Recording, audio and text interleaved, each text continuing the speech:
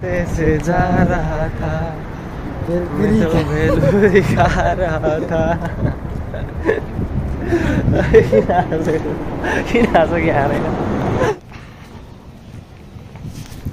Hello अनि नमस्ते सबैजनालाई welcome back to my new vlog. अहिले चाहिँ म खानसान खाएर गाडी गइसकेको छु। आजको मौसम हेर्नुहोस् गाइजहरू, बल्ल आकाश खुल्ला देखियो, आज घाम देखियो, बादल चट्ट लागेको छ। हामी यहाँ स्टेसन आइसक्यौँ र रिट्री गर्छौँ। मदन सान एक्लै अगाडि दौडिरहेको भेटेको भेटेन त्यहाँ ह्यान्डसम देखाएको छ। ल गाइजहरू, यो चाहिँ मैले काटेको कपाल है उसको, अलिक है ह्यान्डसम देखाएको छ यार, मस्त देखाएको छ। तिमीले सुहा तिमी यस्तै काट अगाडि यार, तपाईँहरूलाई पनि काट्नु पऱ्यो भने चाहिँ मलाई सम्पर्क गर्नु होला। म तपाईँहरूलाई धेर पैसा लिन 500 नै काटिदिन्छु।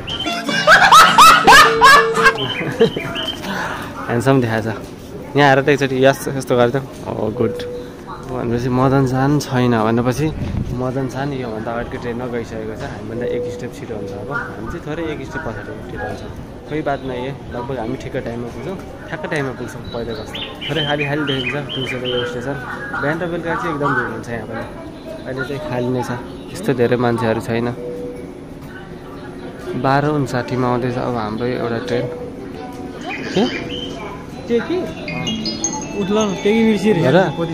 सन्दीप सान पनि आइसकेको छ। सन्दीप सानले चाहिँ टेकी ल्याउनु बिर्सेछ, मतलब सुइकाका ल्याउनु बिर्सेछ। ओकाची माथिसम्मको 176 समथिङ कति काट्छ। तिम्रो त सुइका कार्ड भए भए चाहिँ 146 रुपियाँ काट्छ है। हो केही छैन। अब आजलाई त्यतिकै काम छ। फर्केर जानुभन्दा त होइन, मर्नुभन्दा बोलाउनु छ नि हो। फर्केर जानुभन्दा क्लास छोड्नुभन्दा थोरै बढी पैसा तिर्ने, टिकट काट्ने हुन्छ। हाम्रो ट्रेन आइसकेको छ।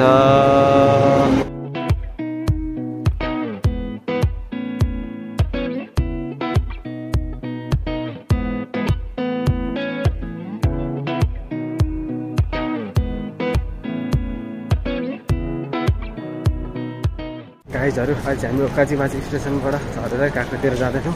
थोरै ढिलो भएको छौँ। यहाँनिर लाइन हेर्नुहोस् खानीको, योले यहाँ निकै पपुलर छ जस्तो छ। आज अझै अलिक थोरै लाइन छ, हिजो अस्ति धेरै लाइन हुन्थ्यो यहाँनिर। सायद यहाँनिरको पपुलर होला यो पसल। अब गाइजहरू, हामी गएकोबाट निस्किन्छौँ, कन्टिन्यू गर्छौँ। ओहो हो, भिडियो हेर्नुहोस् गाइजहरू, छिटो छिटो छिटो छिटो छिटो छिटो छिटो। हामी रुमतिर फर्किँदै थियौँ। हामीले केरा किनेर खानु लाग्दैछौँ। धनियाँको 250 250 धनियाँ, 250 धनियाँ। र मदन सानले आफ्नो आफै हो, त्यो पैसा आइगयो। पैसा भए तिमी नै ल्याऊ। केरा खाँदा खाँदै यहाँ रुमतिर आइसक्यौँ। मैले त्यसै 3वटा हुन्छ। मलाई एकदम मिठो लाग्छ है केरा चाहिँ। अलि मजाले पाकेको हुनुभयो कि त सारो सारो भन्दा यस्तै अलि हुन्छ नि गलेर पाकेको, यस्तो चाहिँ एकदम मिठो हुन्छ क्या।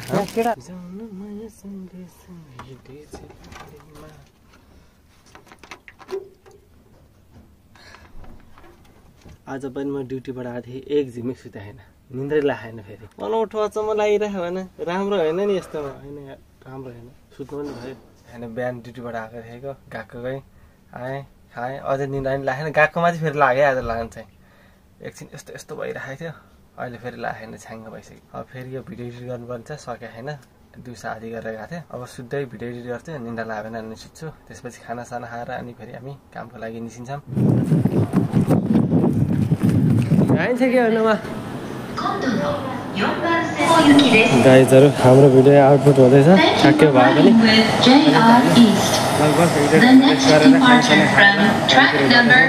मदन सान र म यसमा पनि मस्त भिडियो आउँदो रहेछ यार, यो मोबाइलमा हेरेर ल। म सोचेकै थिएन यार यस्तो भिडियो आउँछ। ल आज यहाँको भेन्डिङ मेसिन पनि खाली रहेछ। के भएछ, बिग्रिएछ ठ्याक्कै। भिडियो आउटपुट हुँदैन भने क्यामेरा रेडी बनाएर राखिदियो मोबाइलकै, ठ्याक्कै भयो भने। मदन सान ह्यान्डसम। यो मोबाइलमा राम्रो आउँछ यार, हेर न यार।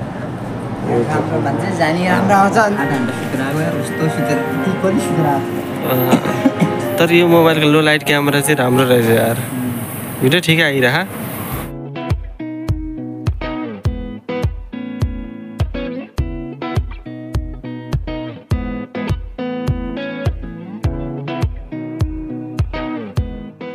हामी चाहिँ यहाँ स्टेसनबाट काम गर्ने खातिर जाँदैछौँ भनेर र एउटा गीत गाइदिउँ है।